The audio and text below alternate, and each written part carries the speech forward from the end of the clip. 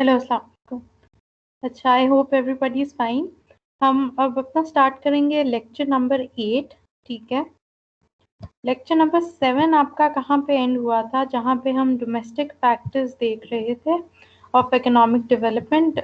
We discussed 5 of the factors. अब हम 5th से आगे शुरू करेंगे। ठीक है जी, तो लेक्चर नंबर 8 पे आ जाते हैं, which is domestic factors of economic development की एक्सटेंशन। एक्सटेंशन मीन्स के ये उसी पीछे से ही जो आपका लेक्चर है उसी की कॉन्टिन्यूएशन है, ये एक्सटेंड हो रहा है। ठीक है, अच्छा, तो हम स्टार्ट करते हैं। यहाँ पे हमारे जो डोमेस्टिक फैक्टर्स हैं वहाँ पे 5 थे, यहाँ पे 5 और हैं। ठीक है, सबसे पहले इसमें कौन सा है, फाइनेंशियल सिस्टम। ठीक है, मैं जूम कर देती हूँ आपके लिए ये। ठीक है, फाइनेंशियल सिस्टम। अब देखो इसमें क्या बताया गया है, जो भी हमारा फाइनेंशियल सिस्टम होता है एक कंट्री का। ठीक है, फाइनेंशियल सिस्टम में क्या क्या आता है, उसके banks, insurance company, stock exchanges, ये सब कुछ क्या है।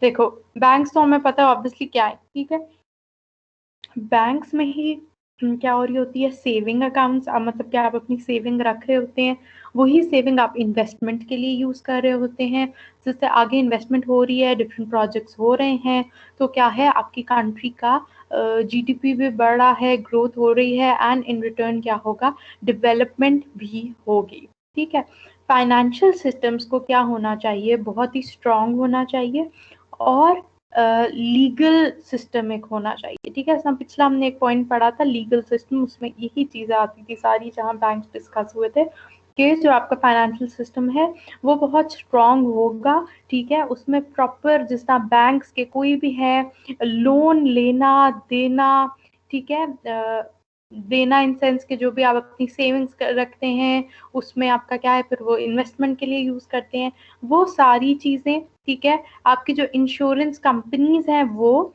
इंश्योरेंस कंपनीज क्या होती हैं, जो कि आपको ऑब्वियसली प्रोटेक्शन देती हैं, अगर कोई डैमेज लॉस हो गया है तो आपकी इंश्योरेंस क्या है, इंश्योरेंस कंपनीज उसको डील कर रही होती हैं। ठीक है, उसके बाद क्या है, जो आपका स्टॉक एक्सचेंज है, स्टॉक एक्सचेंज में क्या आ जाता है, जो भी जो आपके शेयर्स हैं वो आ जाते हैं। ठीक है, तो इसमें क्या है, जो भी आपका फाइनेंशियल सिस्टम है वो उसमें ये banks, insurance company, stock exchange सारा कुछ लीगल होगा, स्ट्रॉन्ग होगा और जस्टिस होगा इन सारी चीज़ों में, तो ही क्या है एक कंट्री इकोनॉमिक डेवलपमेंट कर सकेगी। ठीक है, तो बहुत इम्पॉर्टेंट है किसी भी कंट्री के लिए कि उसके सारा जो सिस्टम है वो क्या हो, बहुत ही बेहतरीन हो, ताकि एक कंट्री में क्या है इकोनॉमिक डेवलपमेंट आ सके।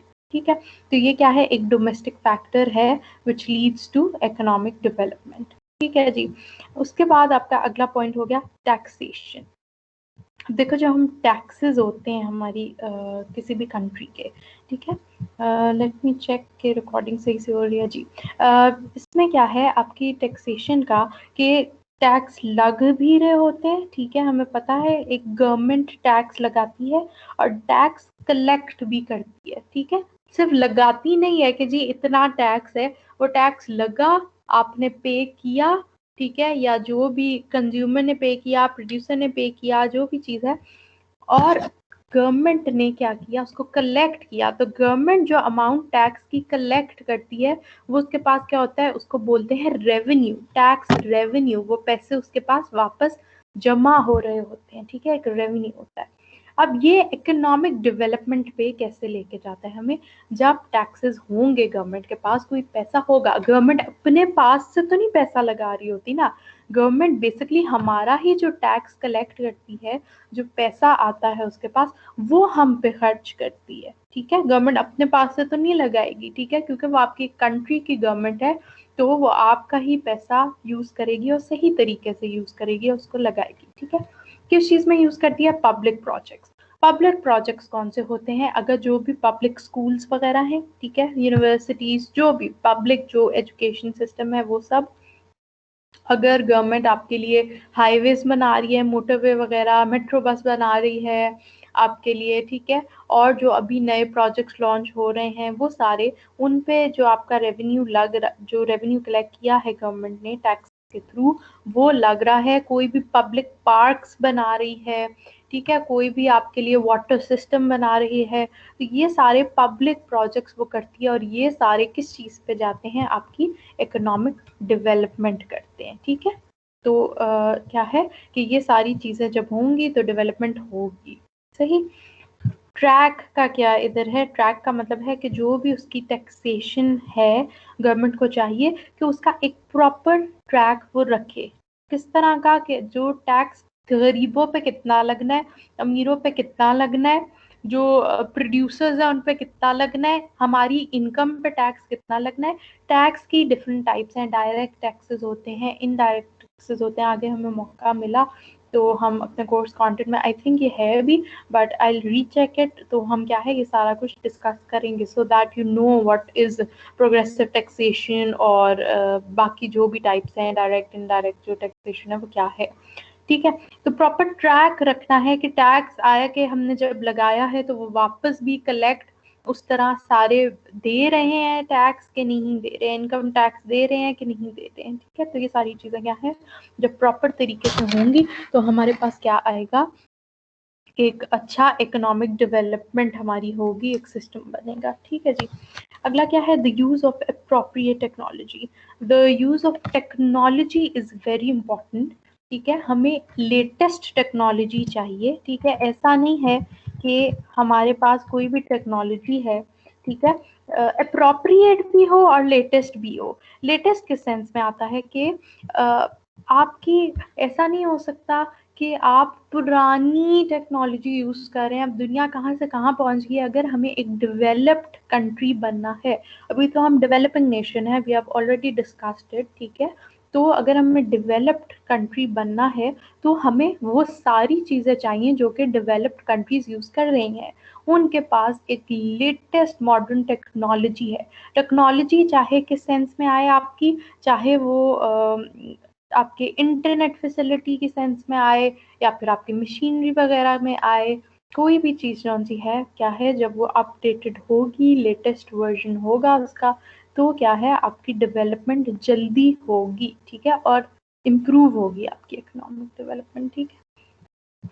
अगला क्या है, द एम्पावरमेंट ऑफ वुमेन, ठीक है। फिर वुमेन की बात हम क्यों कर रहे हैं यहाँ पे, क्योंकि पीछे तो हमने डिस्कस किया था एजुकेशन वाइज, तो मैंने आपको उसमें दोनों की तरफ से एग्जांपल्स दी थी कि एजुकेशन जो सा है वुमेन के लिए, अगर जो मेल मेंबर्स हैं वो समझें कि वुमेन के लिए कैसे इम्पोर्टेंट है तो वो भी हेल्पफुल है। वुमेन अपने लिए खुद अगर एजुकेटेड है तो वो भी है, ठीक है। यहाँ पे क्या है, एम्पावरमेंट ऑफ वुमेन, इसमें क्या आ जाता है कि हम देखते हैं कि पाकिस्तान में अभी भी कहीं जगहों पे, कहीं इलाकों में जो वुमेन की एजुकेशन है उसको इतना अहमियत नहीं दी जाती, ठीक है।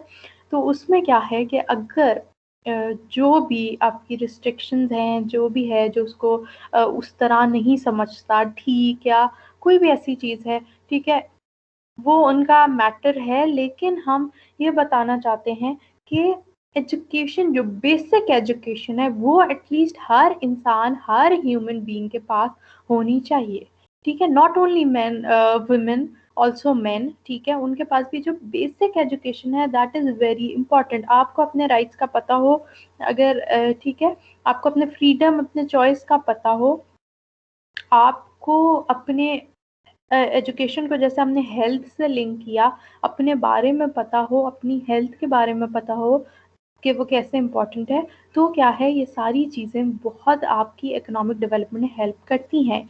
इसमें हमेशा मैं तो ज़रूर वुमेन के साथ ऐड करूँगी, आई डोंट नो कोई करता है कि नहीं करता, ट्रांसजेंडर को भी हम, मेरा ख्याल है लाजमी डिस्कस करना चाहिए, क्योंकि क्या है उनके लिए उस तरह जॉब अपॉर्चुनिटीज़ नहीं है, उनको एजुकेशन फैसिलिटीज़ नहीं है, ठीक है। वो भी ह्यूमन बीइंग्स हैं, उन्होंने भी सरवाइव करना है इस दुनिया में। तो जब उन्होंने सरवाइव करना है तो वो कैसे करेंगे अगर हम उन्हें एक स्पेसिफिक बुरी जॉब्स के अलावा कोई एक प्रॉपर जॉब नहीं दे रहे, ठीक है। अब तो ये ट्रेंड स्टार्ट हो गया, हमने देखा एक अभी लेटेस्ट न्यूज़ आई, एक लॉयर है ट्रांसजेंडर, ठीक है, उसके अलावा जो NGOs वगैरह हैं उनके लिए काम कर रहे हैं, तो बेसिकली हमें उनको जॉब अपॉर्चुनिटीज़ या फैसिलिटीज़ सब कुछ प्रोवाइड करना है, ठीक है। We have to act like a unit, ठीक है, जिसमें मेन आ जाते हैं, वुमेन आ जाते हैं, ट्रांसजेंडर आ जाते हैं, ठीक है। तो सबके लिए क्या है, एक एम्पावरमेंट होनी चाहिए, एजुकेशन होनी चाहिए, चॉइस वो अपने हिसाब से कर सकें, उनको ये राइट होना चाहिए कि अपनी मर्जी से, चाहे वो वोट हो, चाहे किसी जॉब की चीज़ हो, चाहे जो भी आपके और मैटर्स हैं, ठीक है। उसमें क्या है, इसी तरह अगर हम सबको बराबरी देंगे, उनका माइंड सेट एक तरह से बेहतर करेंगे, तो ही क्या है, हमारी कंट्री में इकोनॉमिक डेवलपमेंट होगी। इकोनॉमिक डेवलपमेंट के लिए ज़रूरी है कि सारे जो हैं हमारे मेंबर्स एक दुनिया में, ठीक है, हर कोई इन्वॉल्व हो, हम किसी को पीछे ना छोड़ें, ना ही मेल मेंबर्स को, ना ही फीमेल्स को, ना ही ट्रांसजेंडर को, ना ही चिल्ड्रन को, ना ही ओल्ड एज पीपल को, सबको साथ लेके चलें, सबको राइट्स दिए जाएं, सबकी बात सुनी जाए, सबकी एक से हो, ठीक है, यानी कि हर कोई अपना जो भी पॉइंट है वो बयान कर सके, ठीक है। तो अगर हम as a unit, as a team काम करेंगे तो इकोनॉमिक डेवलपमेंट तो डेफिनेटली होगी, ठीक है जी। उसके बाद क्या है, और मैं एक इसमें चीज़ ऐड करना चाहूँगी कि हमें ये चीज़ समझ नहीं आती, इट्स नॉट ओनली अबाउट कि कोई ज़रूरत नहीं है काम करने की। अगर आपको एक फैमिली चलानी है तो ऑब्वियसली अगर आप उनको बेटर एनवायरनमेंट देना चाहते हैं, फैसिलिटीज़ देना चाहते हैं, तो every person of the family has to earn, ठीक है, सबकी पार्टिसिपेशन होनी चाहिए, ठीक है। और अगर अर्न करने के तरीके में आप कहते हैं कि जी जॉब नहीं करनी चाहिए औरतों को, या कोई भी किसी फैमिली का ऐसा माइंडसेट है, तो वहाँ पे फिर ये है कि आप अपनी बाकी उनको जो है एक से हो उनकी, ठीक है, मामलात में या जो भी चीज़ों में एक इम्पोर्टेंस हर किसी को, not only women, I am repeating, हर किसी को एक दिया जाए, एक अलग स्पेस दी जाए कि वो अपना पॉइंट रख सकें, ठीक है, considering that everybody is a human being, right. अच्छा, अगला पॉइंट हमारा क्या है, इनकम डिस्ट्रीब्यूशन। इनकम डिस्ट्रीब्यूशन क्या होती है? In economics, income distribution covers how a countries total GDP is distributed amongst it population, ठीक है। जो भी इनकम डिस्ट्रीब्यूशन है वो क्या है कि जो हमारा कंट्री का सारा जीडीपी है, ग्रॉस डोमेस्टिक प्रोडक्ट है, वो किस तरह पॉपुलेशन के अमंग डिस्ट्रीब्यूट हो रहा है, ठीक है। ये मनी वाइज भी आएगा कि आप देखें कि गरीबों पे ऐसा ना हो जिस तरह हम देख रहे हैं, अमीर अमीर तर हुए जाता है और गरीब गरीब तर हुए जाता है, ठीक है। तो ये हमें क्या है, इनकम का एक डिस्ट्रीब्यूशन गैप है, ठीक है। ये इस रिच और पुअर के गैप को हमने फिल करना है। जो हमारे लेबर हैं उनको जो मिनिमम वेज है, ठीक है, यानी कि एक जो स्पेसिफिक उनका वेज है, वो मिनिमम अगर है कि दिन में इतने पैसे हों तो वो मिलने चाहिए। ऐसा नहीं होता बहुत सी जगह। अब देखो, ये मेन का भी मसला हम बीच में ही डिस्कस कर रहे हैं, ठीक है, सिर्फ वुमेन की बात नहीं है, हर किसी को इक्वल राइट्स देने हैं, ठीक है। हम देखते हैं जो हमारे मजदूर हैं, जो मर्द मजदूर जो काम कर रहे होते हैं बहुत सी जगहों पे, उनको उस तरह पे नहीं दी जा रही होती जैसे कि होनी चाहिए उनकी, ठीक है। तो सबको राइट्स मिलने चाहिए, और ये इस इनकम डिस्ट्रीब्यूशन के मसले को क्या है, हमें हल करना है, तभी एक कंट्री की क्या होगी, इकोनॉमिक डेवलपमेंट होगी। तो ये सारे डोमेस्टिक फैक्टर्स थे जो कि पिछले लेक्चर में आपने 5 पढ़े, यहाँ आपने 5 और पढ़े, ठीक है। और ये सिर्फ इतने ही नहीं है, you can add what ever you want, the appropriate thing, ऐसा भी नहीं कुछ भी लिख दे, द अप्रोप्रिएट थिंग, जो कि बाकी ही एक डोमेस्टिक फैक्टर है इकोनॉमिक डेवलपमेंट के लिए, you can add it as well, we can discuss it, ठीक है। तो दैट्स मोर देन वेलकम, ठीक है। तो आप प्लीज़ डिस्कस करें, और अगर किसी का कोई क्वेश्चन है तो ज़रूर पूछें, ठीक है। तो ये कुछ मेन डोमेस्टिक फैक्टर्स थे जो इकोनॉमिक डेवलपमेंट के हमने डिस्कस किए, ठीक है जी। तो यहाँ हम अपना ये लेक्चर भी एंड करते हैं, और कल आपका वीक 3 का जो लास्ट लेक्चर है वो भी हो जाएगा, तो ठीक है जी। थैंक यू सो मच, अल्लाह हाफिज़।